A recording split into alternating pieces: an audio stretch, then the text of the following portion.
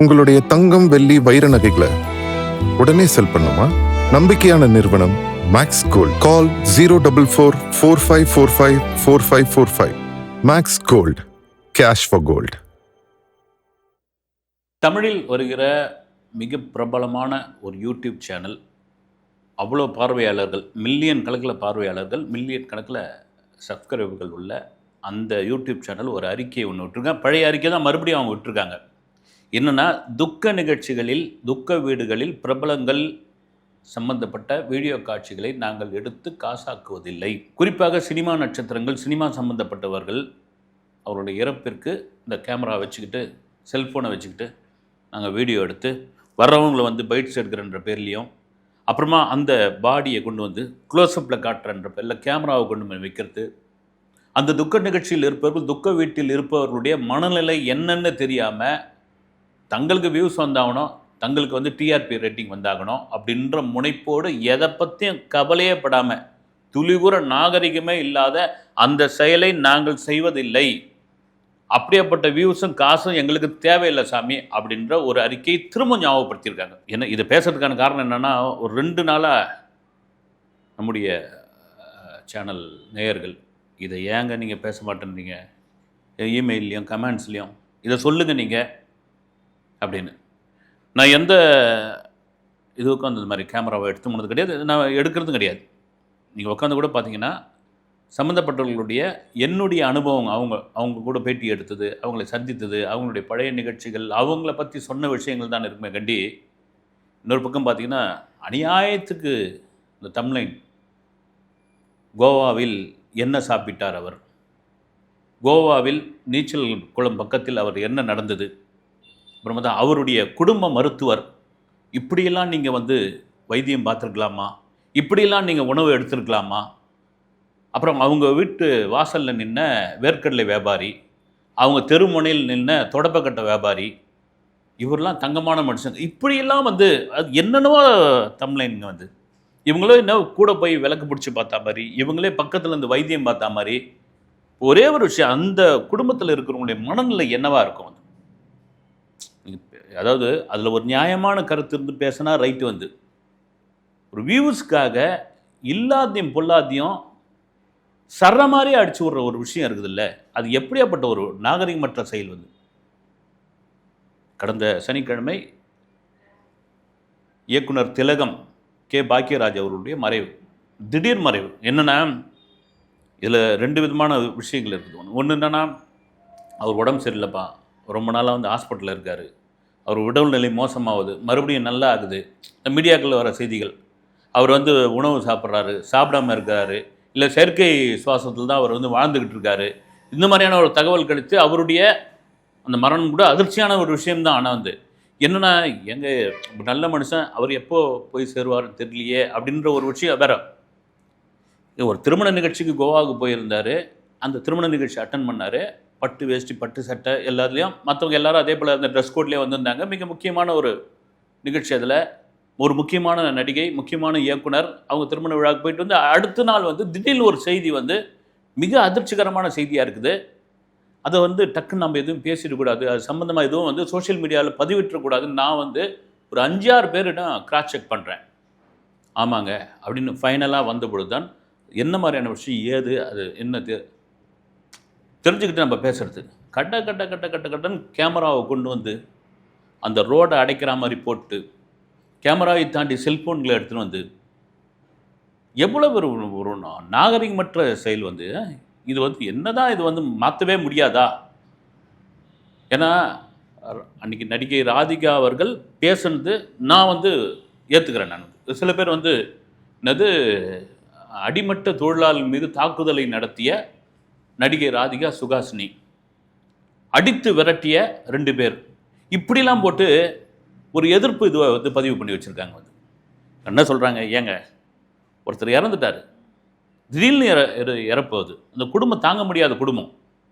ஏன்னா கே பாக்கியராஜ் அவர்கள், பூர்ணிமா 2 பேரும் பல இடங்களில் பார்த்திங்கன்னா 2 பேரும் ஜோடியாக தான் போவாங்க, 2 பேரும் வந்து பேசிப்பாங்க, அவ்வளோ ஒரு அன்பும் அந்யோன்யமும் அதில் இருக்கும். அதுவும் குறிப்பாக வந்து தன்னுடைய மகன் சாந்தனு, அதுக்கு வேற ஒரு தம்ப்லைன் வச்சுருக்காங்க, தன்னுடைய மகன் வந்து பெரிய ஆள் ஆக முடியல, தன்னுடைய அந்த மகன் சாந்தனு தான் வந்து பாக்கியராஜுக்கு மன உளைச்சலை ஏற்படுத்திட்டாரு. மகன் வந்து மதிக்கல, அப்பாவுடைய சாப்பாடு தட்டை தூக்கி அடிச்சாரு. நான் இல்லைங்க இந்த மாதிரி ரேஞ்சில் வந்து அந்த டைட்டில்லாம் வச்சிருக்காங்க. எவ்வளோ கொடுமையான ஒரு விஷயம் ஏங்க. அவர் என்ன பாக்கியராஜ் சோத்துக்கு தண்ணி இல்லாமல் இருந்தாரான் தான். அவருடைய மகன் பற்றி பல இடங்கள்ல அவர் பேரை வந்து சாந்தனே சொல்ல மாட்டார், சோனு அப்படின்னுவார். ஒரு பழைய இன்டர்வியூங்க, அந்த இன்டர்வியூ வைரலாக இருந்தது. அதை பார்த்தா அவ்வளோ சூப்பராக இருந்தது. அது அவருடைய மகன் மருமகள் 2 பேரும் உட்காந்துட்டு இருக்காங்க. அவர் வந்து நாசுக்காக வந்து அவருக்கே ஒரு பாணியில் அதை கிண்டல் பண்ணிக்கிட்டு இருக்கார். கிண்டல்னா அதை ரசிக்கிறார் அவர். நம்ம என்ன சொன்னாலும் சோனு கேட்க மாட்டாப்புல. ஆனால் ஒய்ஃப் ஒரு குரல் கொடுத்த உடனே படார்னு எங்கே இருந்தாலும் பறந்து ஓடி வந்து அதுக்கு வந்து ரியாக்ஷன் பண்ணுவார். அதுக்கு என்னன்னு கேட்பார். அதை நான் வந்து ரசிப்பேன். நான் அப்படி தான் இருக்கணும். அதாவது ஒரு மகனும் மருமகளும் அன்யோன்யமாக இருக்காங்க, அன்பாக இருக்காங்க.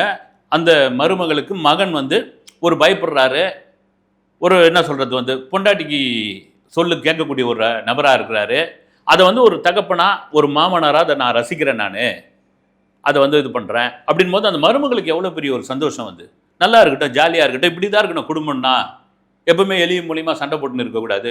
ஒரு மாமனார் மாமியார்னா மருமகளை பார்த்து ஒரு கடுப்போடவே இருக்கக்கூடாது. அவங்களுக்கு ஒரு ஃப்ரீடம் கொடுக்கணும். மகன் வந்து ஜாலியாக அந்த பேட்டி அவ்வளோ அருமையாக இருக்குதுங்க வந்து. அந்த அந்யோன்யம் தான் நிஜமான ஒரு அந்யோன்யம். அதை விட்டுட்டு இன்னைக்கு இருக்கிற நடிகர்களுடைய வாரிசு எல்லாமே வந்து மேலைக்கு வந்துடுறாங்களா? வரல. அதெல்லாம் அவளுடைய நேரம். அவரே வந்து ஒரு பேட்டியில் சொல்லியிருக்காரு வந்து, இங்கே சுப்பிரமணியபுரம் காதல் மாதிரியான கதைகளை என்னால் ஜட்ஜ் பண்ண முடியல, எல்லாமே சோனுக்கு வந்தது. அதை சாந்தனு சொல்கிறார், சோனுக்கு வந்தது, நான் வந்து அதை ரிஜெக்ட் பண்ணிட்டேன், அதை பிற்காலத்தில் நான் வருத்தப்பட்டேன் நான் அப்படின்னாப்புல. அதுக்காக மகன் வந்து மேலே வரல, பெரிய ஸ்டாராக வரல, அதுக்காக அவர் சாப்பிடாம கிடந்தார், மன உளைச்சலில் இருந்தார், மாத்திரையாக வாங்கி போட்டுக்கிட்டு இருந்தார். ஒரு இதில் பார்த்தா சிகரெட்டாக அடித்து தள்ளுவார் பாக்கியராஜ் அப்படின்னு போட்டிருக்கு. இதெல்லாம் யார் போய் பார்த்தாங்கன்னு தெரியல. அவர் வந்து அசிஸ்டண்ட்டாக இருந்த காலத்தில், அவர் டைரக்டராக இருந்த காலத்தில், நடிகராக இருந்த காலத்தில் ஒரு செயின் ஸ்மோக்கராக இருந்திருக்காரு. அது கூட கமல் வந்து ஒரு கட்டத்தில் வந்து கண்டிச்சிருக்காரு. ரைட்டுங்க, உங்களுக்கு க்ரியேட்டிவிட்டி முக்கியம்தான், உங்களுக்கு சீன் வரணும், சீன் ஞாபகத்தில் வரணும், சீன் பிடிக்கணுன்றதுக்காக இந்த சிகரெட் காரணமாக கிடையாது வந்து. இது ஏங்க சிகரெட் மேலே நீங்கள் பழி போடுறீங்க, உங்கள் உடம்பு தான் பாதிக்கும், இதை விட்டு தள்ளுங்க, தூக்கி போடுங்க அப்படின்னு அவர் சொல்லியிருக்கார் வந்து. அதன் பிறகு அதை கேட்டிருக்கார். அதன் பிறகு அவர் வந்து தொடரதில்லை. அது தொடரதில்லை. முன்பத்த நேற்று முந்தின நாள் பத்திரிகையில் வந்த செய்தி வந்து, சிகரெட் பயன்பாடு வந்து உலக அளவில் இந்தியாவில் பெருமளவில் குறைந்துள்ளது அப்படின்னு. பெரிய வரவேற்கக்கூடிய ஒரு விஷயங்க வந்து, பெருமளவில் குறைந்துள்ளது. அவ்வளோ மோசமான ஒரு விஷயம் அது. இதை பார்த்தீங்கன்னா அவர் வந்து சிகரெட் அடிச்சுக்கிட்டே இருப்பார் பொழுதுனிக்கும். அதனால தான் அவர் இதுவாகிட்டார். இதெல்லாம் மீறி சுகாசினி ஒரு கட்டத்தில் கோவப்பட்டாங்க. அதுலேயும் ஒரு நியாயம் இருந்தது, மிகப்பெரிய நியாயம் இருந்தது. என்னென்னா, ஏங்க இங்கே வந்து இப்படி வந்து தொந்தரவு பண்ணுறீங்க? ஏன்னா அந்த லேக் ஏரியா தெரியும், லேக் ஏரியா அது பேரே வந்து ஒரு காலத்தில் ஏரியாக இருந்தது. வள்ளுவர் கோட்டம் ஒரு காலத்தில் குப்பை தொட்டியாக இருந்தது, பெரிய குப்பைமேடு அது. அது கலைஞர் ஆட்சி காலத்தில் அந்த குப்பையெல்லாம் நிரவி அது மேலே வள்ளுவர் கோட்டம் கட்டி தேர் அமைச்சு அது ஒரு சுற்றுலா மையமாக மாற்றினார். இது மிக மிக அப்படியே லேக், இது மிகப்பெரிய ஏரி. அந்த ஏரியை குடியிருப்பாக மாற்றினாங்க. அது சின்ன சின்ன இடங்கள் தான், அதெல்லாம் சின்ன சின்ன தெருக்கள். அதுக்குள்ளே அடைச்சிக்கிட்டு பேரிகார்ட் போட்டு இது பண்ணி போய் விழுந்து கமலஹாசன் இறங்குறார் கார்லேருந்து. ஒரு நபர் வந்து அவரை வந்து இறக்கி இது பண்ணுறாரு. அவர் கார் கதவை சாத்த யாருன்னே தெரியல ஒருத்தர். நீங்கள் சாத்தாதீங்க, நான் சாத்தணுன்ற ரேஞ்சில் இது பண்ணுறாரு. டக்குன்னு கையை பிடிக்கிறாரு, ஒரு கமல் கையை பிடிச்சோன்னு ஒரு முறை தான் டக்குன்னு எடுத்துருவா. எடுத்துட்டு அதுக்கப்புறம் ஒரு கேமரா ஒன்று வரும், அந்த கேமரா இப்படி தட்டி விடுவாப்பு. இது வந்து எவ்வளோ பெரிய கோபத்தோடைய வெளிப்பாடு பாருங்கள். நீங்கள் மீடியானா என்ன வேணாலும் பண்ணிடலாமா? மீடியானா அது கூட யாரோ ஒருத்தர் சொல்லியிருந்தாங்க, எங்க சேனல்களில் வேலை செய்கிறாங்க வந்து, கேமராமேன் வேலை செய்கிறாங்க, அசிஸ்டண்ட்டு வேலை செய்கிறாங்க, அதுக்கு வந்து பொறுப்பாளர்கள் இருக்காங்க. இந்த நிறுவனங்கள் அதனுடைய முதலாளிகள் அதனுடைய இன்சார்ஜ் தரக்கூடிய அழுத்தம் தானுங்க அவங்களுக்கு. இந்த ஃபுட்டேஜை நீயே விட்டுட்டு அந்த டிவியில் காமிச்சாங்க, அந்த டிவியில் வந்து அவரை வந்து இன்டர்வியூ எடுத்திருக்காங்க, நீயே இது பண்ணிட்ட அப்படின்ற கேட்குறதுல அது ஒரு நியாயம் இருந்தால் கூட, செல்ஃபோன்லாம் தூக்கிக்கிட்டு யார் என்னானே தெரியாமல், ஏன்னா இதில் வந்து மீடியான்னு சொல்லி போன நபர்களே அங்கே இருக்கிற செலிபிரிட்டி கூட கருத்து கேட்டு செல்ஃபி எடுத்திருக்காங்க. இது என்கிட்ட 2 நடிகர் சொன்னார். வந்து எவ்வளோ பெரிய ஒரு கொடுமையான ஒரு விஷயம் வந்து. இங்கே அதை தான் அஜித் ஆரம்பத்திலே அவருடைய தந்தை இறந்த பொழுது இதெல்லாம் நடக்கும் தெரிஞ்சு தான், தயவு செய்து இது எங்கள் குடும்ப விழா, இதில் வராதிங்கன்னு ஒரு லெட்டர் ஒன்று போட்டார், வந்து அறிக்கை ஒன்று வெளியிட்டார்.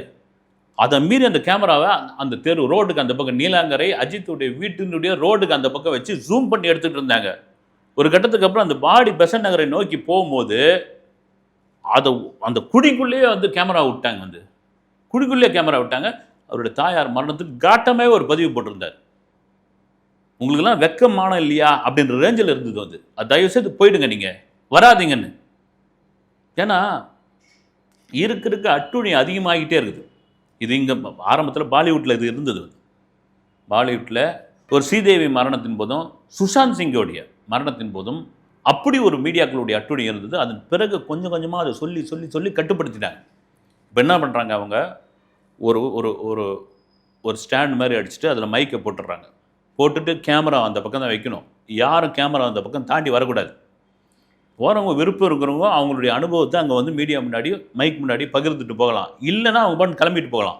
யாரையும் நீங்கள் தொந்தரவு பண்ணக்கூடாது அப்படின்னு. பொதுவாக பாம்பேயில் வந்து இந்த ஏர்போர்ட் வாசலில் அப்புறம் ஜிம்முக்கு போகிற நடிகர் நடிகை எல்லாம் பார்த்தீங்கன்னா மேடம் மேடம் மேடம் சூர்யா சாப் அந்த இது இவருன்னு கூப்பிட்டுக்கிட்டே இருப்பாங்க. வந்து ஃபோட்டோ எடுக்கிறதுக்கு வந்து எரிச்சலாகவே இருக்கும் நமக்கும். ஆனால் இந்த விஷயத்தில் ஒரு கட்டுப்பாடை பாலிவுட் திரையுலகம் கொண்டு வந்துட்டாங்க. அதற்கு காரணம் என்னென்னா, மறைந்த ஸ்ரீதேவியுடைய மரணத்தை இவங்க புலனாய்வு பண்ண ஆரம்பித்தாங்க. வந்து அதுக்கப்புறம் சுஷாந்திங்கோடைய மரணத்தை வந்து ஒரு எளிய மனிதனுங்க, வந்து ஒரு சாதாரண குடும்பத்திலேருந்து வந்தவன் சுஷாந்த் சிங்.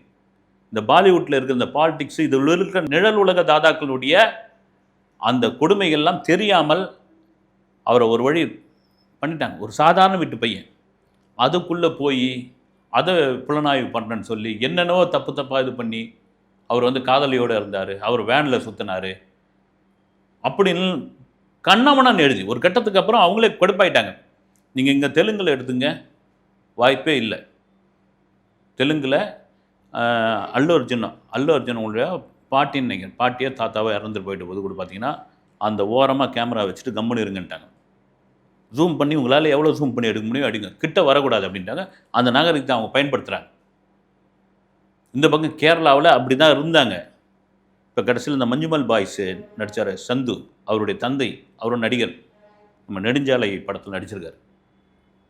அந்த அந்த பாடி பக்கமே மற்றவங்க வரவங்களை வந்து போகவே விடலைங்க. வந்து கேரளாவோட சிஎம் வராரு, அந்த சிஎம்மை தள்ளிவிட்டு அங்கே போயிட்டு வந்து அந்த கேமராவில் எடுத்துக்கிட்டு இருக்காங்க. அவர் மகன் வந்து கொந்தளிச்சு போயிட்டாப்புல. என்னங்க வந்து இங்கே வந்து ஏங்க இப்படியெல்லாம் அமக்கலம் பண்ணிக்கிட்டு, யாருங்க உங்களை வர சொன்னது? வந்து இது எங்கள் குடும்பம் சம்மந்தப்பட்டது, உங்களை யாருங்க இது பண்ணது, நீங்கள் வெளியே போங்கன்றாங்க. உடனே ஆன் த ஸ்பாட்டில் அந்த கேரளா சிஎம் டென்ஷன் ஆகி போய், புட்டியா ஒவ்வொருத்தருக்கும் ஃபைனை போடுங்க, 1 லட்ச ரூபா, ஒவ்வொருத்தருக்கும் 1 லட்ச ரூபா போடுங்க, 6 மாதம் சிறை தண்டனைன்னு சொல்லுங்கள் அப்படின்னு தெரிச்சு ஓட ஆரம்பித்தாங்க. எதுக்குன்னா கல்வியிலும் சமூகத்திலும் மற்றது வந்து திரைப்படமாக பார்க்கக்கூடிய மனிதர்கள் கேரளாவில் தான் இருக்காங்கன்ற ஒரு விஷயம் இருக்கும் பொழுது, சமீபத்தில் நடந்த அந்த அந்த நடிகருடைய இறுதி ஊர்வலம் அவ்வளோ கொடுமையை நடந்துக்கிட்டாங்க. இதே கதை தான் இங்கேயும். ஏன்னா ராதிகா அவர்கள் சொன்னதில் தவறே கிடையாது. எப்போ உங்களுக்கு டிஆர்பி வேணுமா, உங்களுக்கு வியூஸ் வேணுமா, உங்களுக்கு காசு வேணுமா, நாங்கள்லாம் நடிகர்லாம் சேர்ந்து ஒரு ட்ராமா பண்ணி தரோம், ஒரு குறும்படம் நடித்து தரோம், நீங்கள் தயவு செய்து இவங்களை விட்டுருங்க, வேணாங்க, நீங்கள் விட்டுருங்க, ஃப்ரீயாக விடுங்க அப்படின்னு யாரும் அதை கேட்குற மாதிரியே இல்லை. இதில் விட கொடுமை என்னென்னா, அவர் எப்படி இறந்தார்னு சொல்லி அவர் சம்மந்தப்பட்ட ஒருத்தர்கிட்ட போய் ஒருத்தர் கேள்வி கேட்டுக்கிறார். அவர் மீடியாக்காரரா, மீடியா இல்லாதவரா, அல்லது வந்து ரீல்ஸ் போடுறவரா, என்ன கன்றாவேன்னு தெரியல. வந்து அதை வந்து விளக்கமாக என்கிட்ட சொல்லுங்கன்னு ஒன்று கடுப்பாகி போய் அந்த செல்ஃபோன்னு நினைக்கிறேன் அதை தட்டி அடிச்சிருக்காங்க. வந்து தூரம் என்னென்னா, இது கொஞ்சம் கொஞ்சமாக இது வந்தாங்க, வந்து நடிகர் சங்கத்திலேருந்து வந்தாங்க, தயாரிப்பாளர் சங்கத்திலேருந்து வந்தாங்க, யாருமே இதை வந்து கண்டிக்கவும் இல்லை, கண்டுக்கவும் இல்லை. ஒரு மாதிரி அவங்க பாட்டு போய்கிட்டே இருந்தாங்க, நமக்கு எதுக்கு வம்பு அப்படின்னு. என் காவல்துறை கூட என்ன ஆயிடுச்சு, அவங்க கூட சரி அப்படின்னு விட்டாங்க. வந்து இதை கேட்க போனால் போலீஸ் பார்த்தீங்களா, அதுவும் தாவேகா போலீஸ் பார்த்தீங்களா, அதுவும் விஜய் கவர்மெண்ட் போலீஸ் பார்த்தீங்களா அப்படின்னு அதை ஒரு பக்கம் எடுக்க ஆரம்பிச்சிருவாங்க. ரைட், ஓகே, எடுத்து மாட்டோம். அவங்க கேட்டால் மீடியா நான் என்ன மீடியா, வந்து ஒரு சாவு வீட்டில் அநாகரிகமாக நடந்துக்கிட்டு தான் மீடியாவா? இப்படி போயிட்டு அந்த பாடியை முகத்தில் க்ளோஸ்அப்பில் காட்டணும் அப்படின்றதுக்காக இறக்குறாங்க ஆம்புலன்ஸ்லேருந்து, ஒரு கேமராவை கொண்டு போகிறீங்க நீங்கள், அதுதான் இதுவா? ஒரு மம்முட்டி வராரு, அவர் வந்து பூர்ணிமா பாக்யராஜ் அவர்களிடம் வந்து ஆறுதல் சொல்கிறாரு வந்து. அங்கேருந்து ஒருத்தன் சொல்கிறான். அது 2 பேரும் கேட்குது அந்த இதில் 2 பேரும் மலையாளத்தில் தானே பேசிப்பாங்க. எவ்வளோ பெரிய முக்கியமான ஒரு விஷயம். அந்த ஆடியோ கிடைச்சா எப்படி இருக்கும்? ஏன்னா எல்லாத்தையும் கண்டென்ட்டாக பார்க்குற ஒரு கொடூரமான ஒரு புத்திக்குள்ளே வந்தாச்சு. இது என்ன ஒரு ஒரு டிசைனோ தெரியவே இல்லை. நீங்கள் எத்தனை சங்கம் இருக்கிறீங்க, எத்தனை இது இருக்கிறீங்க, தயவு செய்து இதெல்லாம் நீங்கள் போய் முதல்வர் விஜய் கிட்ட முறையிடலாம், தப்பே கிடையாது. நீங்கள் யாரையும் வரக்கூடாது அந்த பக்கம். ஊடக சுதந்திரம்லாம் உங்களுக்கு வந்து சுத்தமாக நாங்கள் கட் பண்ணுறோம். நீங்கள் சாவு வெட்டு பக்கமே வந்து கவரேஜே பண்ணக்கூடாது. உங்களை யாரும் கிட்ட சேர்க்கக்கூடாது. போலீஸ் அடித்து விரட்டுவோம். நாங்களே வந்து 10-15 பவுன்சர்ஸை வச்சு நாங்கள் வந்து உங்களை வந்து துரத்தி விடுவோம். அப்படிலாம் யாரும் சொல்லலை வந்து. அப்படி சொல்லவும் கூடாது. ஒரு வரைமுறை, ஒரு ஸ்டாண்டு போடுங்க. ஒரு 20-25 அடி தூரத்தில் இல்லை 10 அடி தூரத்தில் ஒரு ஸ்டாண்டை போடுங்க. மைக்கை போடுங்க. கேமராவை வைங்க. கவரேஜ் பண்ணுங்க. விருப்பம் இருக்குங்க வந்து பேசட்டும் அவங்களுடைய அனுபவத்தை. விருப்பம் இல்லையா அவங்க போட்டோம். நீங்கள் பின்னாடி ஓட்டுறது, கவர்ட்டிக்குள்ளே வந்து கேமரா ஓட்டுறது என்னங்க இது வந்து? இல்லை ரொம்ப இன்னொரு நடிகர் வந்து அதை அவர் 2 வீடியோ போட்டார். கூல் சுரேஷ்னு ஒரு நடிகர் முருங்காய் தூக்கின்னு வராப்பில்லைங்க. என்ன இது அது? சமீபத்தில் பார்த்தீங்கன்னா இது புலிகள் பற்றி ஒரு படம் பொழுதுங்க. அதில் பார்த்தீங்கன்னா சூட் கேஸுக்கு ட்ரெஸ்ஸு போடுவாங்க இல்லைங்களா, உரத்தச்சு போடுவாங்க இல்லைங்களா, அதை அதை போட்டுன்னு வந்து அந்த படத்தினுடைய கண்டென்ட் என்ன ஏது, அந்த படம் என்ன சொல்லுது அதெல்லாம் தெரியாது வந்து. அந்த படம் ப்ரொடியூசருக்கு அந்த ப்ரொமோஷனுக்கும் பாருங்கள் வந்து இந்த மாதிரி ஆட்களை வந்து நான் இதுவாக சொல்லலை வந்து. ஏன்னா அவருக்கு தேவை காசு. என்ன சொல்ல போகிறாங்களோ போய் பேச போகிறாரு வந்து. இதான் கூட பார்த்த பவுடர்னு ஒரு படத்துக்கு ஒரு பான்ஸ் பவுடர் எடுத்துன்னு வந்து மூஞ்செல்லாம் அடிச்சுக்கின்னு அவ்வளோதான் அறிவு. ஆனால் இந்த நபர்கள் அவங்கள வந்து வளர்த்து விட்றாங்களே. இந்த நபர்கள் வந்து அந்த படம் என்ன கண்டென்ட் பேச போகுது, அந்த கதை என்ன, அதில் ஆர்டிஸ்ட்னா அதெல்லாம் தெரியாது வந்து. அந்த தலைப்பு என்ன, அவங்க என்ன சொல்கிறாங்களோ அதை வந்து செய்கிறது தான் வேலை. அது மாதிரி அவர் என்ன முருங்காய்க்கு பாடம் எடுத்த டைரக்டராக அவர் என்ன அதில் ஒரு காட்சியை வச்சுருந்தார் வந்து. ஒரு எளிமையாக சொல்லக்கூடிய ஒரு மனிதர் வந்து தன்னுடைய திரைப்படத்தில் பெண்கள் சம்பந்தப்பட்ட விஷயங்கள், பெண்களுக்கான விழிப்புணர்வு, பெண்களுடைய உளவியலை மிக எளிமையாக மக்களுக்கு போய் சேரக்கூடிய அளவு கமர்ஷியலாக சொன்ன ஒரு இயக்குனர் வந்து ஒரு கத்த முருங்காயை தூக்கின்னு வந்து அங்கே வந்து வாயில் இது பண்ணிக்கின்னு இது மாஸ்கை போட்டுக்கின்னு இவர் மௌன அழிஞ்சல் செலுத்துகிறேன் அப்படின்னு சொல்லி காய்ச்சுன்னு காத்துனாங்க. அந்த முருங்காயை வாங்கி பின்னாடி தப்பு 2 சாத்துங்கன்னாங்க. உடனே நண்பா சாந்தனு, நான் வந்து இதுவாக பண்ணேன், நான் வந்து இந்த நோக்கம் கிடையாது, இவங்கெல்லாம் இப்படி பண்ணிட்டாங்க அப்படி இப்படின்னா அடுத்து ஏதாவது ஒரு இது நடந்தால் பாருங்க நீங்கள் வேணா அங்கே ஒரு கோமாளித்தனம் இருக்கும். இதையெல்லாம் தயவுசெய்து கட்டுப்படுத்துங்கன்ற நான் வந்து. இதெல்லாம் ஒரு அநாகரிகத்தோட உச்சமாக போய்கிட்டே இருக்குது வந்து. இப்போ என்ன ஒரு உதாரணத்துக்கு சொல்கிறேன். ஒரு ஃபாரின்லேருந்தோ இல்லை நம்ம பக்கத்து ஸ்டேட்லேருந்தோ பார்க்குறவங்களாம் என்ன நினைப்பாங்க வந்து, என்னையா இது இவ்வளோ பெரிய கொடுமையாக இது நடு. அந்த பக்கம் பாலிவுட்டில் அவ்வளோ கட்டுக்கடங்காத மீடியா இருக்குது, அவங்களே திருந்திட்டாங்க. இந்த பக்கம் தெலுங்கில் டோலிவுட்டில் அது கிடையாதுங்கிற ரேஞ்சுக்கு வந்துட்டாங்க. நாங்கள் கரெக்டாக தாங்க இருக்கிறோன்னு. மலையாளத்தில் ஒரு சம்பவம் நடந்தது, ஒரு சட்டம் ஒன்று போட்டாங்க. அந்த சட்டத்துக்கு பயந்து இப்போ கொஞ்சம் அடங்கி இருக்கிறாங்கன்ற ஒரு தகவல் வருது. கர்நாடகாவில் அது கிடையாது வந்து. அங்கே வந்து உஸ் அப்படின்னா ராஜ்குமார் ஃபேமிலி புஷ்ஷுன்னு ஒரு சவுண்டை கொடுப்பாங்க, அதோடு அடங்கி போயிடுவாங்க. ஆனால் இங்கு தமிழ் சினிமாவில் மிக சமீப காலமாக, அதுவும் பாரதராஜா அவர்கள் இறந்த ஒரு இதில் தியாகராஜா குமாரராஜா அசிங்கமாக இல்லையான்னு சொல்லிட்டு போனதுக்கு பல பேர் அவர் வந்து இவர் பெரிய இந்த டைரக்டரா, இவர் எத்தனை படம் வச்சு கிழிச்சிட்டாரு, இவர் யார், இவர் மீடியாவை சொல்கிறதுக்கு இவர் என்ன இருக்குதுன்னா, அவர் ஏதோ ஒரு மன உளைச்சலில் வந்திருக்காரு, அவர் வந்து மன துக்கத்தில் வந்திருக்காரு. அவர்கிட்ட போய் ஒரு கேள்வியை கேட்குற மாதிரி அவர்கிட்ட எடுத்து போய் கேமரா மூஞ்சிக்கிட்ட நீட்டினவொடனே உங்களுக்கு அசிங்கமாக இல்லையான்ற கேள்வியாக தான் அவர் தான் கேட்பாங்க வந்து. ஒரு கட்டத்துக்கு அப்புறம் இவங்க ராதிகா பாஞ்சி அடித்தார்கள், சுகாசினி கேமராவை பிடித்து உடைத்தார்கள், கமலஹாசன் தட்டி விட்டார் அப்படின்றாங்கல்ல. அது ஒரு கட்டத்தில் நிஜமாகவே மோசமான அவங்களுடைய கோபம் வேறு மாதிரியாக நிலைமைக்கு தான் கொண்டு வரப்போகுது. மீடியாவுக்கும் துக்க வீட்டிற்கும் வந்தவர்களுக்கான ஒரு பெரும் சண்டையாக கூட மாறலாம் இது. இல்லை மீடியான்னு எத்தனை பேர் மீடியான்னு தெரியல வந்து. இன்றைக்கி வந்து அதாவது வந்து தடியை தூக்கணும்லாம் தண்டல்காரன்ற மாதிரி செல்ஃபோனை கையில் எடுத்தவங்களாம் அது மாதிரியான நிலைமை ஆகி போச்சு. அதனுடைய வெளிப்பாடு தான் இது. இருக்கிற இந்த சங்கங்கள் இல்லைன்னா நடிகர்கள் நீங்களே போயிட்டு கூட ஏதோ பிரச்சனைக்கு பேசுகிறீங்கல்ல நடிகர்களா, இதுக்கு ஏதாவது ஒரு வரைமுறையை கொண்டு வாங்க கவர்மெண்ட்டில். இதுக்கு ஏதாவது ஒரு சட்டத்திட்டங்களை கொண்டு வாங்க. இப்போ கேரளா கவர்மெண்ட் சொல்லியிருக்கிற மாதிரி ஏதாவது ஒரு விஷயத்தை சொல்லுங்கன்னு முதல்வர் விஜய் கிட்ட தாராளமாக எங்கள் கோரிக்கையாக ஒரு மனுவாக கூட கொண்டு போய் நீங்கள் நேரடியாக சொல்ல வேண்டிய அவசியம் இல்லை, ஒரு மனுவாக கூட நீங்கள் கொடுத்து அனுப்பலாம்.